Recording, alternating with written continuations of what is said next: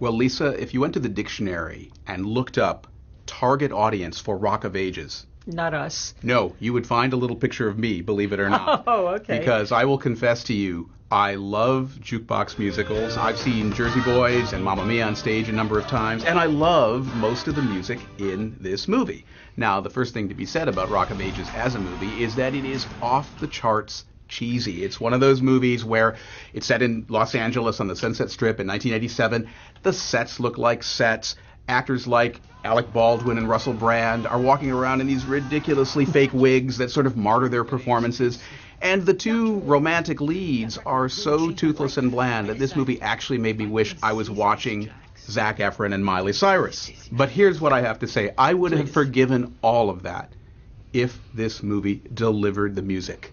If the musical numbers were good. They're not. That's the problem.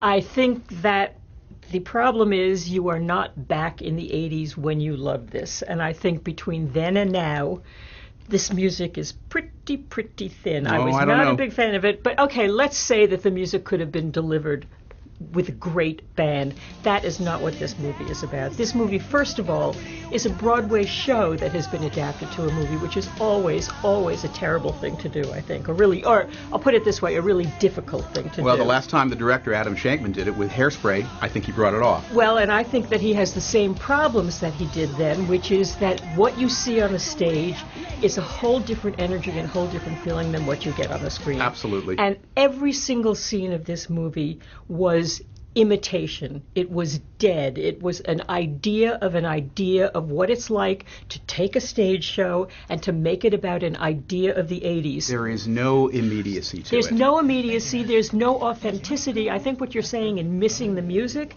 is that you wanted, for whatever you felt about that 80s music, you wanted that thrust. And here, everything that is supposed to be sex is fake. And I don't mean sex itself, but I mean the aspect of what's sexy about bands was all phony. Well, Lisa, you make a great point, which is that this is a hair metal movie that doesn't have thrust. Or hair, or metal. And that's what it needs. Or anything. One interesting point about the music is that I actually think a lot of this music sounds better now than it did then. In the 80s, a lot of us were listening to U2 and R.E.M. and Culture Club and Madonna. We weren't talking about Journey, and yet now a song like Any Way You Want It really sounds terrific. Listen, I want to switch the topic for a minute. Yes. Let's talk about that great rock and roller, Tom Cruise. I think he alone quasi-redeems the movie. And I don't. I think that he was doing it to try and have another stunt role for himself. Look, he can do a rock star, but I felt like he was working very hard and very diligently to pretend to be a pretend idea of a rock star. I agree with everything you said. He's playing this kind of iconic, abstract version of Axl Rose,